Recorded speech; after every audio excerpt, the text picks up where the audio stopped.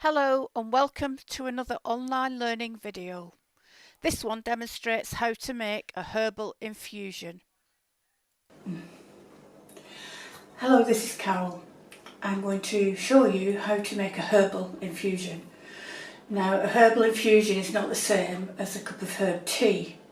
A cup of herb tea may taste nice, but a herbal infusion is actually a medicated dose of whatever herb you're using.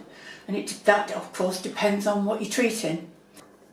Okay, so let's have a look at what we've got. I've got a kettle, oh that's hot. I've got a kettle of boiling water, and this isn't tap water, this is spring water. I never use tap water for making medications. You never know what's in it, but good quality spring water, I always use it. This is the herb I'm using, and it's dandelion.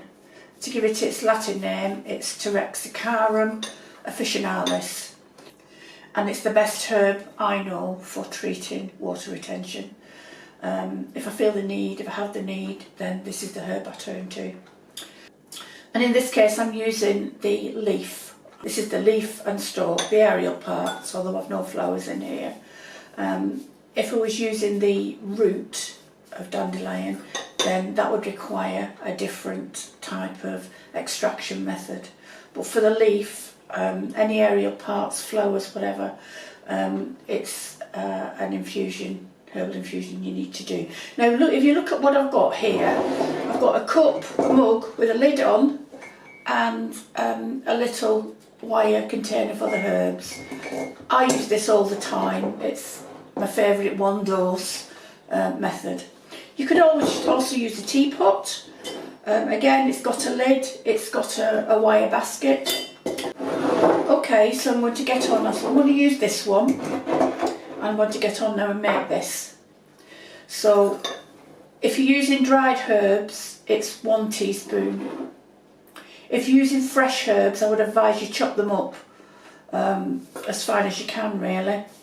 And you need three teaspoons if it's fresh herb. So that's 3 teaspoons of fresh herb to 1 teaspoon of dried herb. And when I say a teaspoon, I mean a good one.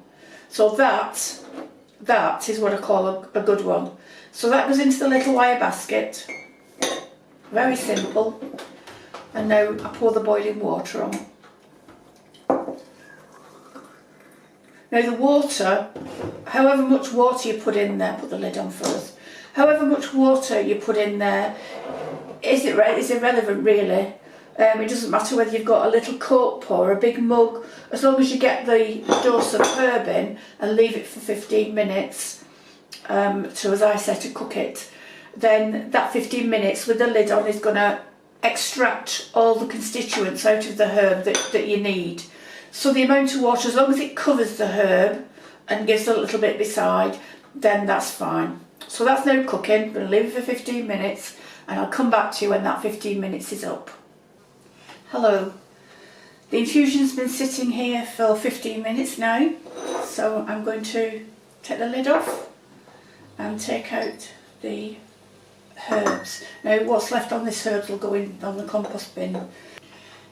Some herbs don't taste that well, but if it's a herb that you do like, that's fine, and your taste buds do adjust, I have to say. Dandelion infusion is one of these herbs that takes a bit of getting used to. I like it personally, but not everybody does. So if you like your infusion a little bit sweeter, then you can use honey.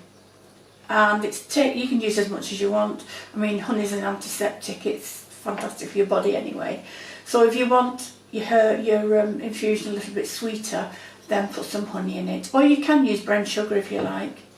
And that's about it. Okay, thank you for listening. There is a great deal more information to be found in the online course Herbal Infusions that this video complements. And there are a diverse number of online courses to be found on the UK online website in general. Take a look at www.theukonline.com theukonline.net and get involved in its forums, its Oakenwood information repository, its online courses and much, much more. So come on in and take a look.